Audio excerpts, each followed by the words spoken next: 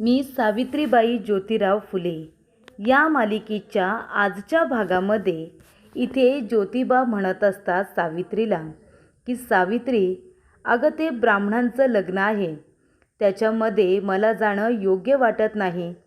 जर मी तिथे गेलो आणि त्यांना काही विटाळ वगैरे झाला तर, शिवाछूत झाली तर. तेव्हा सावित्री म्हणत असते, अहो असं का होईल, लग्नाला जा तुम्ही, आमंत्रण आले ना. आणि तसंही तुमच्यामुळे शिवाछूत कशी काय होईल. अहो पुण्यामध्ये कुणी इतकं शिकलं नाही तेवढे शिकलात तुम्ही, 7वी पास आहात.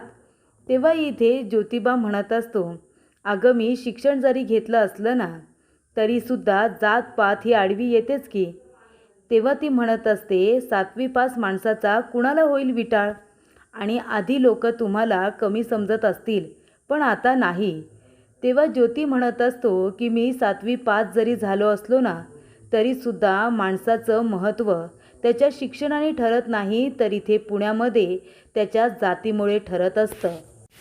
तर इथे गंगाधर शास्त्री यांना मल्हारपंत आमंत्रण द्यायला आलेले असतात.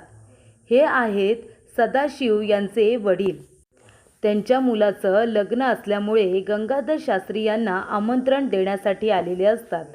तेव्हा गंगाधर शास्त्री म्हणत असतात, अहो मल्हारपंत, आम्ही तुमच्याकडे कसं काय यायचं, आम्ही लग्नाला येणार नाही. ते म्हणतात, असं कसं, तुम्ही जर माझ्या मुलाच्या लग्नात आला नाही तर मग इथे माझ्या मुलाच्या लग्नाला शोभा तरी येणार आहे का. तुमचा मुलगा विटाळ करतो, तो त्या माळाच्या मुलासोबत बसतो उठतो, त्यांच्या इथे खातो पितो, आम्ही तुमच्या इथे येणार नाही. तर इथे सावित्री म्हणते, अहो तुम्ही लग्नाला जा. सगळ्यांना खरंच खूप आनंद झाला आहे तुम्हाला ब्राह्मणांच्या इथून आता लग्नाचं आमंत्रण आले म्हणून. तेव्हा इथे सावित्रीने त्याच्यासाठी कपडे खरेदी केलेले असतात. ती ज्योतिबाला म्हणत असते की हे बघा, मी तुमच्यासाठी छान असे कपडे खरेदी केलेत. तुम्हाला माहिती आहे का, मी दुकानदाराला म्हणाले की ठेवणीतले कपडे दे म्हणून. मला कुठलाही कपडा पसंत पडतच नव्हता. खूप कपडे काढायला लावले त्याला. त्यांना सांगितलं आमच्या यांना, आमच्या मालकांना ब्राह्मणांच्या लग्नामध्ये जायचं आहे. मग त्याने ठेवणीतले हे छान छान कपडे आम्हाला दाखवले. तुम्हाला अगदी हा कुर्ता, त्याचबरोबर धोतर आणि हे उपर आहे ना, ते शोभून दिसणार आहे. तो म्हणत असतो, सावित्री अगं हे खरेदी तरी तुम्ही कधी केलं, आम्हाला एकदा विचारायचं तरी, आमचं अजून काही ठरलेलं नाही आहे, तळ्यात मळ्यातच आहे. तेव्हा सावित्री म्हणत असते, कशाला तळ्यात मळ्यात करायचं. तो म्हणतो, अगं कपडे छान रुबाबदार जरी घातले तरी जात आडवी येतेच की. आणि त्या ब्राह्मणांना माझ्या तिथे असण्याचा जर विटाळ झाला तर. सावित्री म्हणते, असं काही होणार नाही आहे, तसं असतं तर आमंत्रण आलंच नसतं. आणि कसला विटाळ आणि काय हो, 7वी शिक्षण घेतलंय तुम्ही आणि तुमचा मान मोठा, त्यामुळे तुम्ही लग्नाला जायचं म्हणून जायचं, अगदी रुबाबदार तयार व्हायचं आणि जायचं. या कपड्यांमध्ये तुम्ही खरंच खूप छान दिसाल, रुबाबदार दिसाल, माझी निवड आहे. त्यानंतर इथे गंगाधर शास्त्री म्हणत असतो की तुझा तो कार्टा त्या ज्योत्याबरोबर फिरत असतो, हिंडत असतो, त्याच्यामुळे मी काही लग्नाला येणार नाही. आम्ही नाही आलो तर काही लग्न राहत नाही, लग्न तर होऊनच जाईल. तेव्हा इथे मल्हारपंत म्हणत असतात, अहो पण ज्या वेळेला साक्ष द्यायची वेळ होती तेव्हा सदाशिवला आम्ही कुठे जाऊन दिलं होतं, घरामध्ये त्याला बंद करून ठेवलंच होतं ना. त्यामुळे आता झालं गेलं सगळं विसरून जा आणि आमच्या मुलाला आशीर्वाद द्यायला या. आणि तशीही आता वरात तुमच्या दारावरून जाणार आहे. वरती घराच्या बाल्कनीमध्ये उभं राहून 2 आशीर्वादाची फुलं जरी त्याच्यावरती टाकलीत तरी खूप उपकार होतील तुमचे, नाही म्हणू नका. तेव्हा इथे गंगाधर शास्त्रीच्या पाया पडण्याची वेळ मल्हारपंत यांच्यावरती आलेली असते आणि ते पाया पडतात. तेव्हा इथे गंगाधर शास्त्री म्हणतात की तुम्ही काळजी करू नका, मी इथे आशीर्वाद द्यायला माझ्या बाल्कनीमध्ये उभं राहून नक्कीच 2 फुले टाकेन. तेव्हा इथे आता ज्योतिबा तयार झालेले असतात लग्नाला जाण्यासाठी आणि खरंच खूप रुबाबदार दिसतच असतात. तेव्हा सावित्री येते आणि म्हणते, बघू खरंच तुम्ही किती छान दिसताय, असं ती म्हणत असते. हे कपडे तुमच्यावरती अगदी खुलून दिसत आहेत आणि हे उपरणं आहे ना, ते असं नाही टाकायचं. थांबा मी ठेवते. आणि उपरणं ती इथे ज्योतिबाच्या खांद्यावरती ठेवते आणि आता डोळ्यातील काजळ काढून त्यांना टिळा लावते कानाच्या मागे. ज्योती म्हणतो, हे काय आता. सावित्री म्हणते, तुम्हाला नाही कळायचं, कुणाची दृष्ट नको लागायला. त्यानंतर आता ज्योतिबा जायला निघालेले असतात. वरात आता जात असते. त्याच्यामध्ये ज्योतिबासुद्धा चालत असतात आपल्या मित्रांच्या बरोबरीने. एका बाजूला सदाशिव तर दुसऱ्या बाजूला मोरोपंत असतो आणि दोघेजणं ज्योतिबाबरोबर अगदी लहानपणापासून असतात. त्यामुळे त्यांनी त्यांची मैत्री अगदी छान पद्धतीने निभावलेली असते. ज्योतिबा त्यांच्याबरोबर जात असताना इथे आता गंगाधर शास्त्री, विनायक आणि त्याचबरोबर अजून एक व्यक्ती ब्राह्मण त्यांचं लक्ष जातं आणि ब्राह्मणांच्या वरातीमध्ये माळ्याचा पोरगा काय करतोय, हा शूद्र काय इथे वरात बाटवायला आलाय का, असं गंगाधर शास्त्री यांना वाटतं. त्यानंतर राजाराम दादा तिथे येतात आणि म्हणतात, काय मग काय झाले, इथे आता गोडाचा घमघमाट सुटलाय. तेव्हा पारू म्हणत असते, तात्यासाहेबांना गोड आवडतं ना, म्हणून इथे आता गोड पदार्थ बनवला जातोय. आऊ म्हणते, राजारामा ओळख बरं काय बनवलं असेल, शिरा की लापसी. तेव्हा इथे राजाराम दादा म्हणत असतात, कुणासाठी बनवलं जातंय, तर आपल्या ज्योतीसाठी हा सगळा खटाटोप सुरू आहे. तेव्हा मग इथे राजाराम दादा म्हणतात, ज्योतीसाठी मग शिराच असणार, त्याला शिरा खूपच जास्त आवडतो ना, म्हणूनच सावित्री बनवत असणार, बरोबर की नाही. तेव्हा इथे मग आम्हाला मिळणार की नाही. पारू म्हणते, तात्यासाहेबांनी खाल्ल्यानंतर उरला तर तुम्हाला मिळेल. तेव्हा राजाराम दादा म्हणतात, असं कसं काय हो दादा, आता गोडाचं बनते म्हटल्यानंतर आम्हालासुद्धा मिळायलाच हवं की. त्यानंतर गंगाधर शास्त्री म्हणत असतात की विनायका, अरे काय हे विनायका, आपल्या इथे ब्राह्मणांच्या वरातीमध्ये हा माळ्याचा पोरगा इतक्या रुबाबात काय फिरतोय, शिक्षण घेतलं म्हणून काय मोठा झाला का, जा आणि जाऊन त्याला मारा, त्याला चांगला धडा शिकवा आणि जाऊन मल्हारपंताला म्हणावं की इथे माळ्याच्या पोरामुळे संपूर्ण वरातीमध्ये शिवाशुद्ध झालेली आहे, विटाळ झालेला आहे. त्यामुळे शक्य झालं तर सगळ्यांनी पुन्हा एकदा स्नान करा आणि मगच तिथे लग्नाचे विधी सुरू करा. सगळ्या वरातीतील लोकांना आंघोळ करायला लावा. त्यानंतर प्रेक्षकांनो, इथे आता घरी ज्योतिबांच्या सगळ्यांना आनंद झालेला असतो की ज्योती किती रुबाबदार दिसत असेल, त्या सगळ्या ब्राह्मण लोकांमध्ये किती उठून दिसत असेल, त्याला बघायला हवं होतं. आणि तेव्हा इथे ज्योतिबा आता जात असताना मागून ते लोक येतात गंगाधर शास्त्रीने पाठवलेले आणि ज्योतिबाच्या पाठीमागे लाथ मारतात आणि त्यांना तोंडावरती पाडतात. तेव्हा इथे ज्योतिबाने घातलेले महागडे कपडे ते सुद्धा आता खराब झालेले असतात, मातीमध्ये इथे घाण झालेले असतात. इथे आता खांद्यावरचं जे काही आता उपकरण असतं ते सुद्धा खराब झालेलं असतं. आणि इथे आता दादा कौतुक करत असतात ज्योतिबाचं, म्हणत असतात की माझा ज्योती म्हणजे इथे शिक्षण घेत होता तेव्हा आम्ही नकार दिला, पण माझा ज्योती हट्टी, त्याने ठरवलं की शिक्षण घ्यायचं म्हणजे घ्यायचं आणि 7वी पास होऊन सरस्वती घरामध्ये आणली आणि आज किती चांगले दिवस आलेत बरं आपले. तेव्हा पारू म्हणते, हो ना तात्यासाहेब आहेतच हुशार. त्यानंतर इथे आता विनायक पंत आणि तो ब्राह्मण दोघेजण ज्योतीचे पाय पकडतात आणि त्यांना आता इथे ओढत आणत घेऊन जात असतात. तेव्हा प्रेक्षकांनो, सगळेजण आता इथे आजूबाजूला निघून जातात. ज्योतीला पकडल्यानंतर इथे आता सदाशिव आणि मोरोपंत दोघेजण ज्योतीजवळ धावत पळत आलेले असतात आणि म्हणतात की हे सगळं काय चाललंय तुमचं, का तुम्ही ज्योतीबरोबर असं केलं. तेव्हा इथे ज्योती माझा मित्र आहे आणि तो आमच्या इथे सामील झाला आहे, तर मी त्याला आमंत्रण दिलं आहे, तुम्ही का त्याच्यावरती हात उगारलात.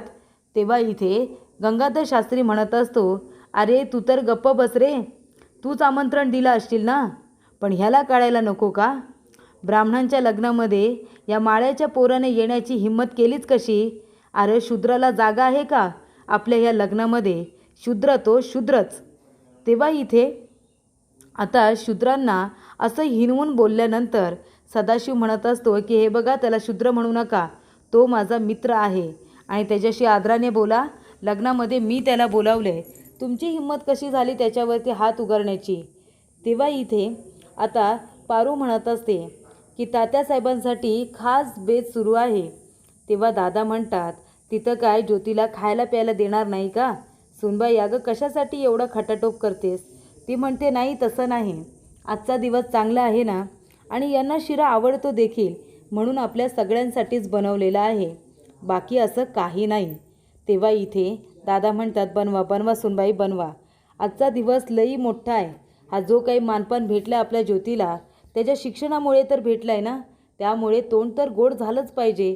जे कधी घडलं नाही ते घडले. ब्राह्मणांच्या घरून इथे आपल्याला लग्नाचं आमंत्रण आलं ही काही छोटी गोष्ट नाही. त्यानंतर इथे गंगाधर शास्त्री म्हणत असतो की हा ब्राह्मणाचा पोरगा 7वी शिकला म्हणून काही ह्याची जात बदलली का? नाही ना. ब्राह्मणांच्या बरोबरीने बसायची तुझी लायकी तरी आहे का रे शूद्रा? तुझी हिंमत कशी झाली रे? लग्नाचं आमंत्रण गेलं म्हणून लगेच धावत लग्नाला येण्याची. आपली पायरी ओळखून राहायचं एवढं साधं कळत नाही का तुला? आणि हे बघा, एक काम करा. या शूद्रामुळे वरातीला विटाळ लागलाय. त्यामुळे आधी पुन्हा एकदा सगळ्यांनी आंघोळ करा आणि त्यानंतरच इथे अंतरपाठ धरला जाईल. कळलं तुम्हाला? तेव्हा गंगाधर शास्त्री म्हणत असतो की ब्राह्मणांच्या लग्नामध्ये तुझ्यासारख्या शूद्राने येण्याची हिंमत करून तू खूप मोठी चूक केली आहेस. त्याची शिक्षा मिळाली तुला. इथे आता दादा इथे ज्योतिबांचं कौतुक करत असतात. म्हणत असतात की माझ्या ज्योतीने उच्च शिक्षण घेतले. त्याच्या शिक्षणामुळे त्याला हा मानपान भेटायला लागला. चांगल्या चांगल्या लोकांमध्ये उठाय बसायला लागला आणि त्यामुळे मला माझ्या ज्योतीचं खूप खूप कौतुक वाटतं. तेवढ्यात एक माणूस येतो आणि म्हणतो, राजाराम दादा, गोविंद दादा बाहेर या. दोघेही आता सगळेजण बाहेर येतात आणि म्हणतात की त्या गंगाधर शास्त्रीच्या माणसाने आपल्या ज्योतीवरती हात उगारला. तेव्हा प्रेक्षकांनो, घडलेला संपूर्ण प्रकार आता इथे सांगण्यात आलेला असतो की कशा पद्धतीने ज्योतीवरती हात उगारला होता, त्याला मारलं होतं, त्याचा अपमान केला. आणि त्यानंतर इथे लगेचच सावित्री म्हणते, अण्णा चला चला माझ्याबरोबर. तेव्हा इथे सगळ्या तिन्ही बायका डोक्याला हात लावून रडत बसलेल्या असतात आणि तेवढ्यातच तिथे आता राणूजी माळी आणि रखमा आलेले असतात. ते म्हणतात, काय रे दादा, हे काय झालं? अरे आपला ज्योती तिथे लग्नाला गेला तर त्या लोकांनी त्याच्यावरती हात उगारला, त्याचा अपमान केला. आपला ज्योती कुठं गेला असेल काय माहिती. पण मी म्हणते की त्यांनी आमंत्रण दिलं, पण ज्योतीने जायचं कशाला? तिथे ते ब्राह्मण येतील हे त्याला माहिती होतं ना. मग कशाला जायचं त्याने? घरीच थांबायचं होतं ना. कशाला इतका अपमान करून घ्यायचा? तेव्हा इथे सगळेजण म्हणत असतात की तुम्ही गप्प बसा, तुम्ही काही बोलू नका. ज्योती लग्नासाठी गेला होता, पण त्या गंगाधर शास्त्रीला ते बघवत नाही. त्याला आता काय करायचं? तो म्हणतो, अरे बाबा आम्ही गप्प बसू, पण आता ज्योतीचा झालेला अपमान तो विसरणार आहे का? त्यानंतर इथे आता सगळेजण म्हणत असतात, काय रे देवा, आमचा ज्योती जिथे कुठे असेल तिथे सुखरूप ठेवा. इतक्या सगळ्या माणसांसमोर त्याला मारले, त्यामुळे त्याचा झालेला अपमान तो काही विसरणार नाही, पण त्याला हिंमत द्या. तर इथे राजाराम दादा म्हणत असतात, सावित्री अगं कुठे जातेस तू? सावित्री अगं थांब. ज्योतीला आता कुठे शोधायचं आहे आपण? त्या लग्न मंडपात जाऊ नको. इथे आपला ज्योती फक्त मिरवणुकीमध्ये गेला, म्हणजे त्या लग्नाच्या वरातीमध्ये गेला तर त्याला इतकं मारलं. तू जर त्या लग्न मंडपात गेलीस तर काय होईल अघटित ते कळणार नाही. त्यामुळे आता कुठं बी जायचं नाही, तू घरला चल. ज्योती येईल घरला. तेव्हा इथे ज्योतीच्या खांद्यावरील जे उपरण असतं ना ते खाली पडलेलं असतं आणि त्यामुळे ते आता बघितल्यानंतर सावित्रीचे डोळे भरून येतात. सावित्री ते आपल्या हातामध्ये घेते आणि तिला आठवतं कशा पद्धतीने तिने ते ज्योतीच्या खांद्यावरती ठेवलेलं असतं. ते आपल्या जवळ कवटाळून ती आता तिथेच बसलेली असते. तेव्हा राजाराम दादा म्हणतात की सावित्री चल, आपल्याला जायला हवं. तेव्हा इथे सावित्री आता ते कापड आपल्या हातामध्ये घेऊन त्याच्याकडे डोळे भरून बघत असते. तेव्हा गंगाधर शास्त्री म्हणत असतो, ए शूद्रबाई, अगं ए शूद्र मुली. आणि तेव्हा सावित्री मागे वळून त्याच्याकडे बघते. तेव्हा गंगाधर शास्त्री म्हणत असतो की बघितलंस ना काय झालं? तुझ्या नवऱ्याला त्याची लायकी दाखवण्यात आली. तर पुढील भागामध्ये इथे आता गंगाधर शास्त्री म्हणत असतो की जिथे 7वी पास होऊन गुळाळ उधळला ना त्याच ठिकाणी त्याला मारण्यात आलेला आहे. त्याच्या ह्या कपड्यांचा आता बेरंग केलेला आहे. अगं कपडे कितीही महागडे घातले तरीसुद्धा जात बदलणार आहे का? इथे खांद्यावरती उपरण घेत असताना खांदासुद्धा तेवढा इथे जातीवंत असावा लागतो. तेव्हाच इथे भारदस्त उपरण खांद्यावरती ठेवले जातात. तर इथे आता ज्योतीला राग आलेला असतो. तो म्हणतो, का गेलो मी लग्नामध्ये? मला जायलाच नको होतं. सावित्री, माझा झालेला अपमान मी कधीही विसरणार नाही आहे. माझ्याच्याने हा अपमान विसरला नाही जाणार. तेव्हा इथे सावित्री म्हणते, आओ तुम्ही बदली पंतोजी म्हणून जाताय ना, जा, सगळेजण वाट बघत असतील. तेव्हा ज्योती म्हणत असतो की आता हातामध्ये खडू घ्यायची सुद्धा मला भीती वाटते, मला जावंसं वाटत नाही आहे. तेव्हा सावित्री म्हणते की त्या लोकांना तेच हवं आहे, तुम्ही घाबरून घरामध्ये बसावं अशी तर त्यांची इच्छा आहे ना, पण काय बी झालं तरी मी तुम्हाला घरामध्ये बसू देणार नाही. तुम्ही बाहेर पडा मालक आणि त्यांच्या नजरेला नजर द्या, असं आता सावित्री ज्योतीला सांगत असते.